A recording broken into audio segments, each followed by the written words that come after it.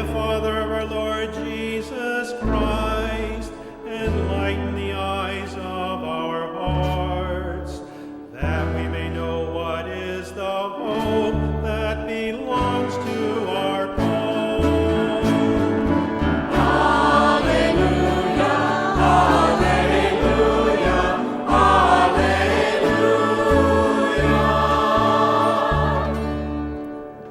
Be with you. And with your spirit. A reading from the Holy Gospel according to Matthew. Glory to you, Lord. Jesus began to show his disciples that he must go to Jerusalem and suffer greatly from the elders, the chief priests, and the scribes, and be killed, and on the third day be raised. Then Peter took Jesus aside and began to rebuke him. God forbid, Lord, no such thing shall ever happen to you.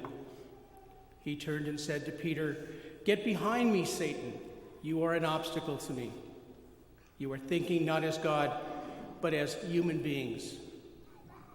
Then Jesus said to his disciples, Whoever wishes to come after me must deny himself, take up his cross, and follow me.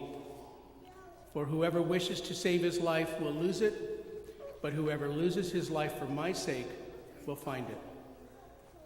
What profit would there be for one to gain the whole world and forfeit his life? Or what can one give in exchange for his life? For the Son of Man will come with his angels in his Father's glory, and then he will repay all according to his conduct. The Gospel of the Lord. Praise to you, Lord Jesus Christ.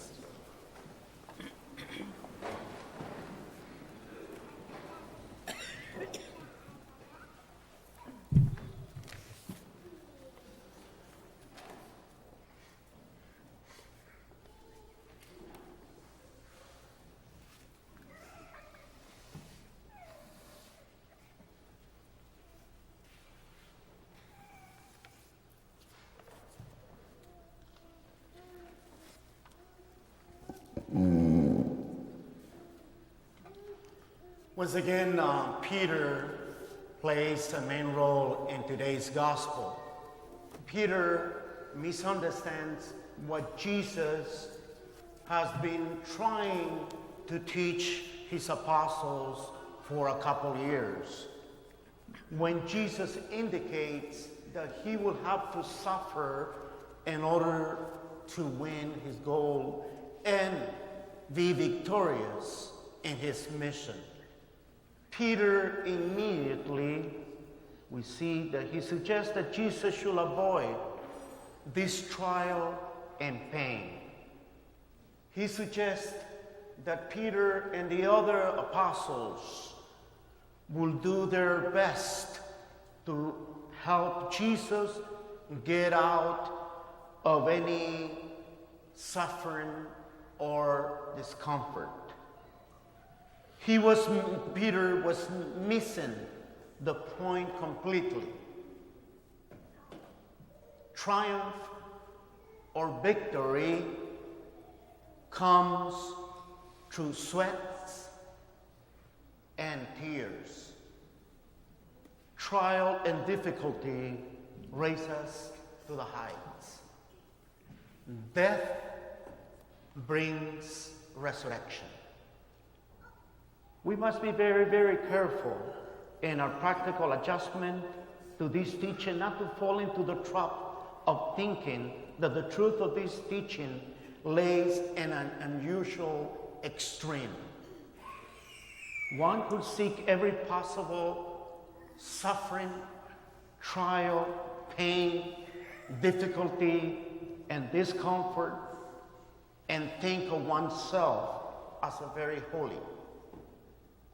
There is no indication that Jesus meant anything like this. The truth of the matter is that trial and suffering are inescapable, that they will be part of every mature human life without exception. We need not to seek suffering. It will come to us. Jesus teaches us to accept this as a reality to deal with our trials directly when they come upon each one of us. And here is the glory of this teaching. Jesus tells us that every trial has a triumph in it. He reveals to us from the wisdom of the eternal God that within suffering there is hope.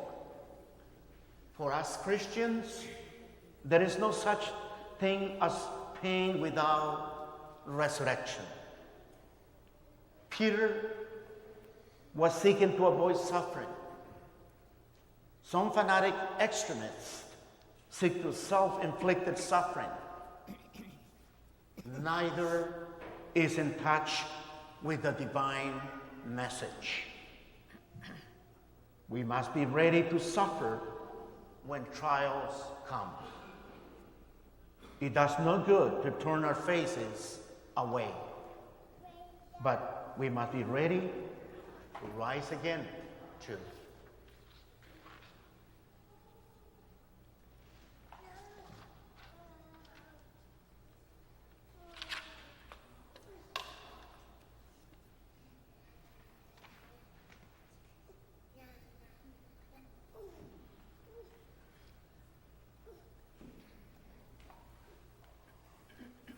And let us all rise and together profess our faith in God once again as we say, I believe in God.